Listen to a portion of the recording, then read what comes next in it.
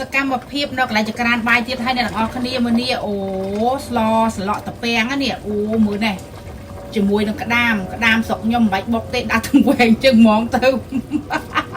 អូបាច់ទេអូយបើក្តាមគេផងអូដល់កនេះមើលតាគៀបក្តាមនេះប៉ុណ្ណាណៃអូកប់សេរីហ្មងធំណាស្លស្លក់តាពាំងរសជាតិវិញគឺឆ្ងាញ់អ្នកទាំងអស់គ្នានេះតាពាំងសាបណាជាមួយត្រីឆ្លាំងនិងពោះត្រីសាម៉ិនហើយក្តាមមើលក្តាមនេះវ៉ាវ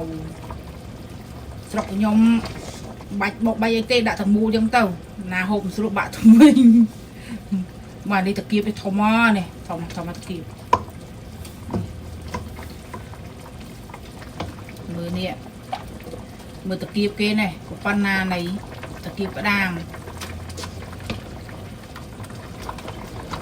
ផ្ទះអ្នកនរគ្នាបានហូបអីដែរថ្ងៃហ្នឹងផ្ទះខ្ញុំស្លស្លក់តាពាំងមិននៅ AI មិន AI អានេះឡើងពិតឃើញផ្សែងនេះជប់ឥឡូវហ្នឹងដាក់បន្លែចូលអូយមើលនេះអ្នកនរគ្នាកណងអត់អូកប់ស្រីហ្មងភ្លក់សិនរសជាតិមិនដែរជាតិអីក៏ជាតិយ៉ាងនេះជាតិស្លាប់មើលនេះមើលក្តាមគប់